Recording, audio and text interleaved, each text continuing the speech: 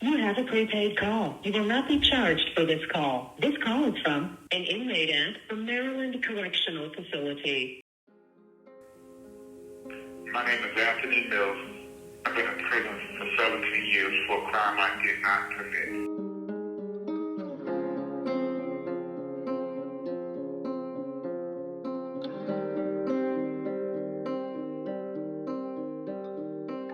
Last time I seen somebody was my mother and my sister Carlotta. That was in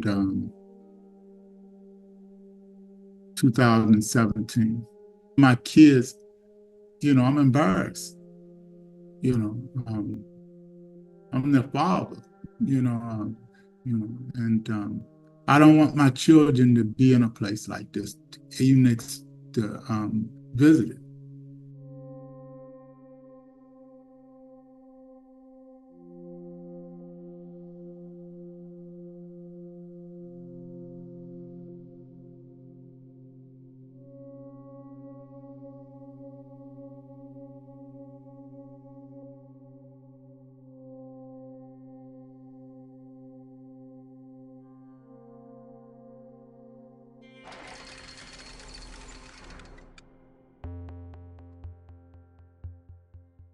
March 18th, 2002.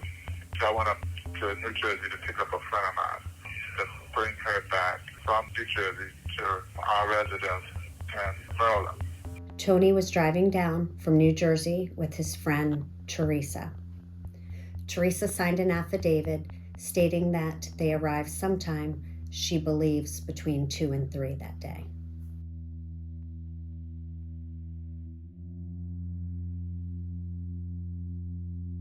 According to Anthony's phone records, at 1:53, he called his employer, Rockville Fuel and Feed, and was on that phone call for 10 minutes, concluding at 2:03. I spoke to a job offer that I applied for earlier on, Rockville Fuel and Feed Company. That's to start working, I think it was that Wednesday or Thursday. According to the official incident report in this case, the crime occurred at 1:55. The victim reported the crime to the police at 2:03.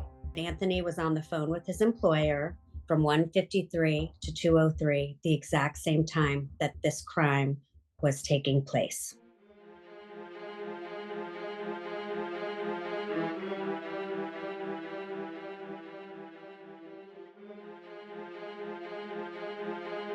The most rapid losses are in the minutes immediately following seeing that face, so that you lose 15% of whatever was in there in the first place, which again isn't perfect, but you lose 15% of that within the first 10 minutes.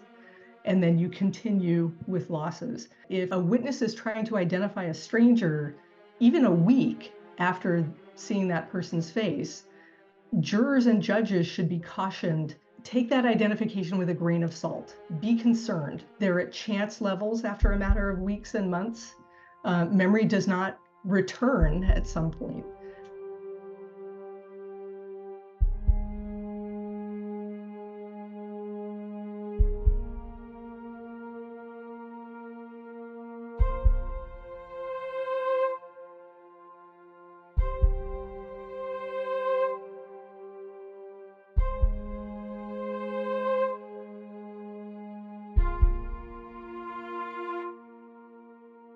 When I spoke to the eyewitness, the language barrier stopped anyone from being able to truly investigate. The only thing that we see are those police reports that are done in Spanish, and there are no records that show that she talked to anybody that could fluently speak Spanish. Once the witness makes a decision, whatever it is, either identifying the suspect, identifying a filler, saying they don't know, definitively saying the person isn't there, whatever it is, ask the witness's confidence in their answer and do it in an unbiased way. We know from court records that the detective didn't speak Spanish on the stand. There is no way proper protocols around identification could have been followed.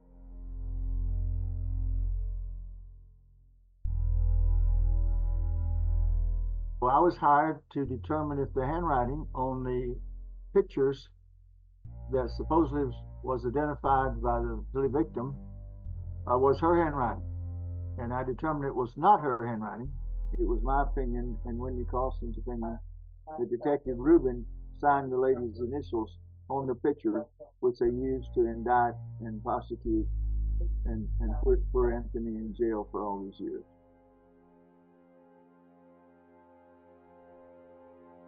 Detective Rubin came to the witness room that I was supposed to be privately secluded in and started asking me who I was, started threatening me with investigation by the FBI, started taking pictures of me on his phone. It felt very threatening, felt very intimidating, and I'm sure it was because I had identified him as the author of the witness signature and the handwriting on the document in question. Witness intimidation, that is very serious. And if we're seeing multiple complaints like that from independent parties in the same investigation or across multiple investigations, that is incredibly concerning.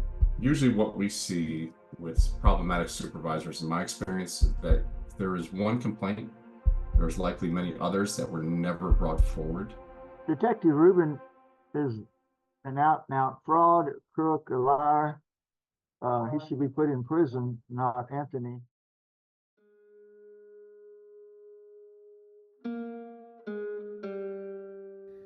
The lead detective in this case, Detective Rubin, identified an alternative suspect within 4 days of the crime.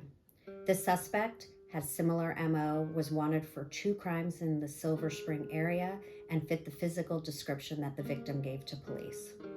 Generally, when we start to see a pattern of conduct that is not consistent with what you would expect to see from a law enforcement investigator, that conduct undermines the reliability of everything they do in the investigation. What they are doing is trying to confirm their belief about who committed the crime and why. After a period of time and my sitting here, filing motions and stuff like that, I gave up on the judicial system.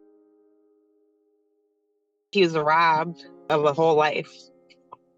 His kids, his grandkids, his mother died. I think he'll be a good grandpa when he gets out. He has a kind heart.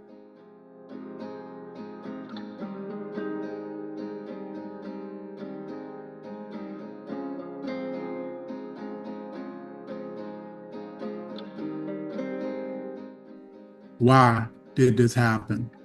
It took me a while to come up with my reasons, and to do what I said I was going to do when I get out of here. Because I think I'll have me about 15, maybe 20 more years with my family, and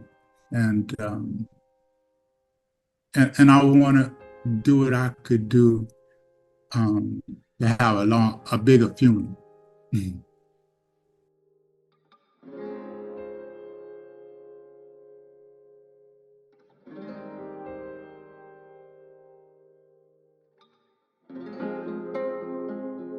All I ever wanted was a father.